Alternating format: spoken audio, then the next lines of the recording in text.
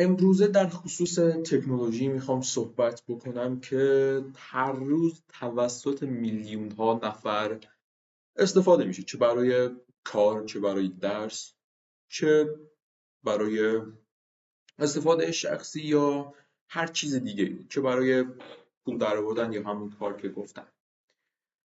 هوش مصنوعی یکی از اون تکنولوژی هاست که امروز همه از اون استفاده میکنن، اما پشت پردهش رو نمیدونن که اون پشت این مدل یا این چت بات یا این اپلیکیشن کلا چی کار میکنه.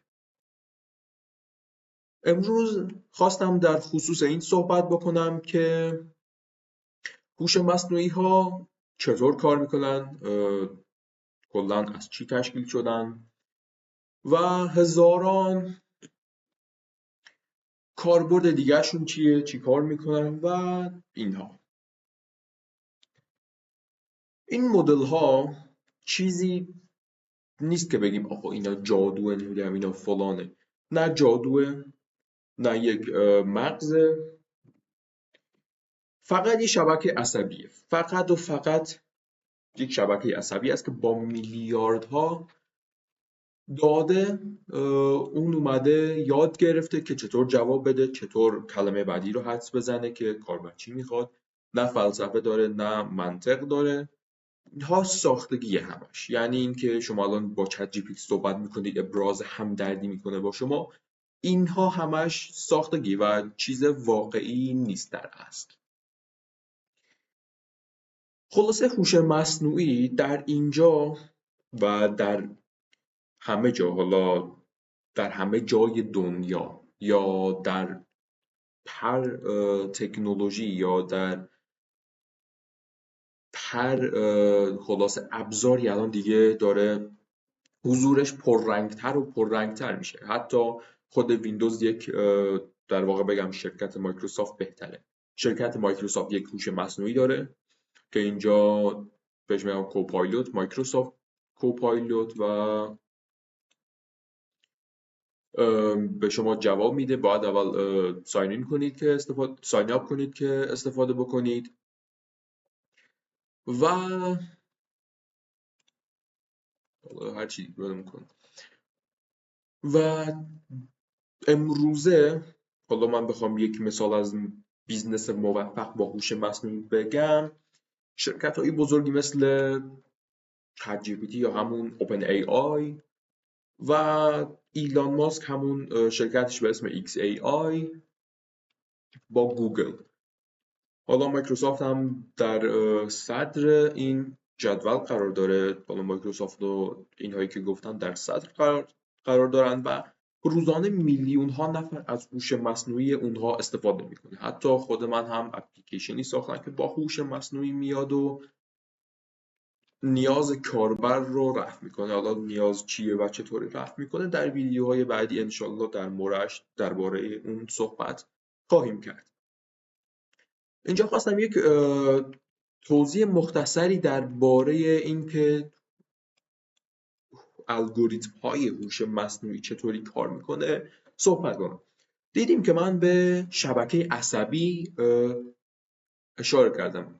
Natural Network، شبکه عصبی.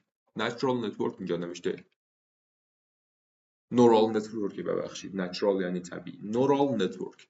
نورون ها به این شکل هستند، با هم در ارتباطند، یک داده ای رو در ورودی دریافت میکنن، یک سری پردازشات در اون انجام میدن و یک خروجی به شما میدن. یعنی من الان چت جی پی تی رو باز بکنم و مشکل فیلتر شکن داریم اینجا.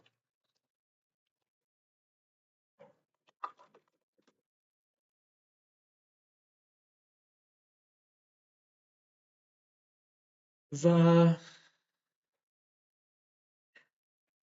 کارکردش رو شاید الان کارکردش رو دیده باشید که بگید کارکردش من استفاده کردم اینطوری کار میکنه، من میگم سلام خوبی، اون جواب میده که من خوبم و اینها. اما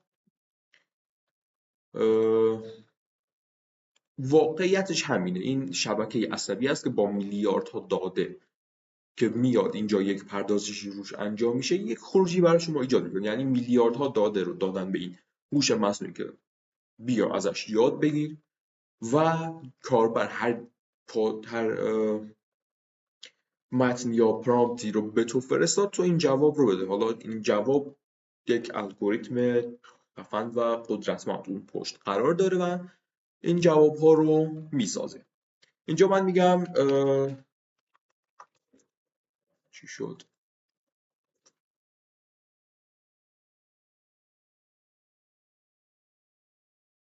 به این چک من گفتم آقا سلام، اینم گفت سلام ما از این حرفا. اینجا در واقع یک الگوریتم هوش مصنوعی مثل این که من اینجا بهتون نشون دادم وجود داره و من سلام رو که بهش فرستادم اومد اینجا یک سری پردازش ها روش انجام داد و یک خروجی بهم داد. حالا من اینجا یکم جواب متفاوتی بهم داد به خاطر اینکه اومدم توی تنظیمات که درسته، تنظیمات پرسونالایزیشن توی این چت جی پی تی پرسونالیتی یعنی شخصیت چت جی پی تی اومدم این رو گذاشتم سینک. یعنی اینکه حالا سینک معنیش رو یادم رفته، چه وارد کنم چطوری بود درسته.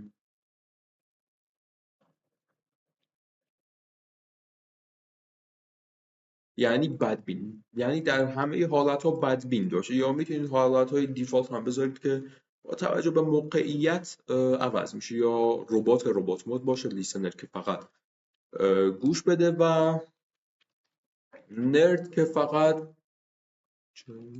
نرد اکسپلوریتی اند. حالا نرد رو یادم نمیاد، اینجا هم که جوابی بهمون نداد، بزرگش کنم، نداد. و به این شکل چت جی پی تی کار میکنه و نه چت جی پی تی، هزاران مدل دیگه ای کار میکنن.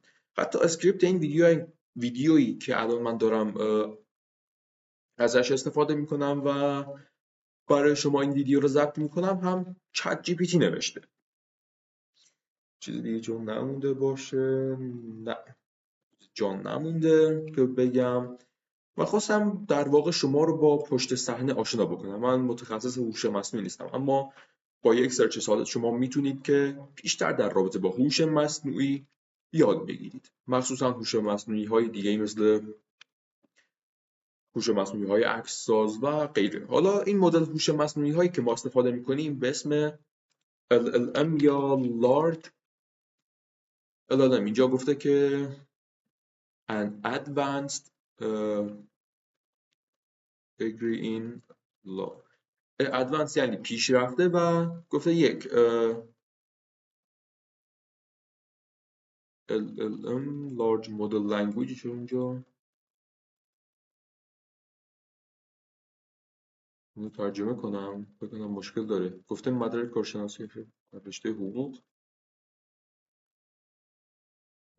یه جای اینجا وسط این وسط داره اشتباه میکنه. اما Large Language مدل های زبانی بزرگ مثل چت جی پی تی و اینها با میلیاردها پارامتر یا داده اونها آموزش دیدن و به همین شکل میاد به ما جواب میده.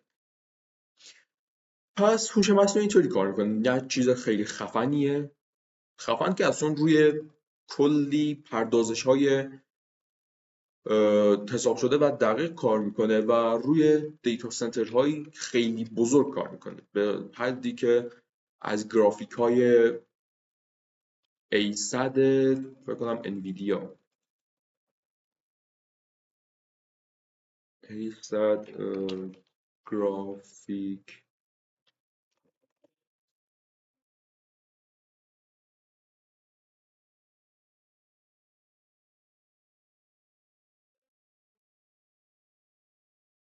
مال انویدیاست و برای آموزش و استفاده آموزش مدل های هوش مصنوعی مثل چت جی پی تی هست و کلی قدرت داره.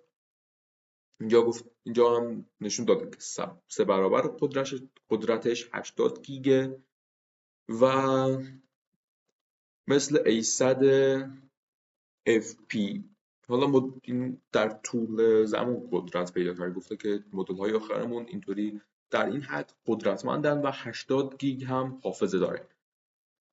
و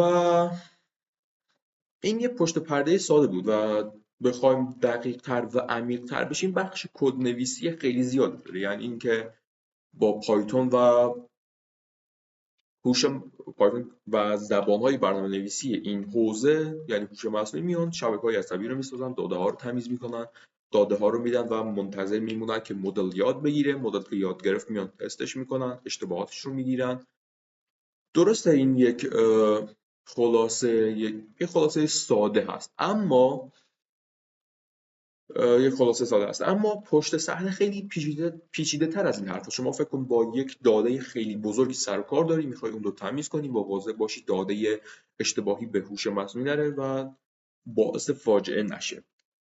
پس امیدوارم که لذت برده باشید از این ویدیو و اگر دوست داشتید که بیشتر در رابطه هوش مصنوعی، استارتاپ ها و برنامه‌نویسی بدونید یا کلا شروع کنید به یادگیریشون، کانال من رو سابسکرایب کنید و نظری درباره هوش مصنوعی دارید که خوبه، بده یا هر چیز دیگه توی کامنت ها برام بنویسید. 100% نگاه میکنم و جواب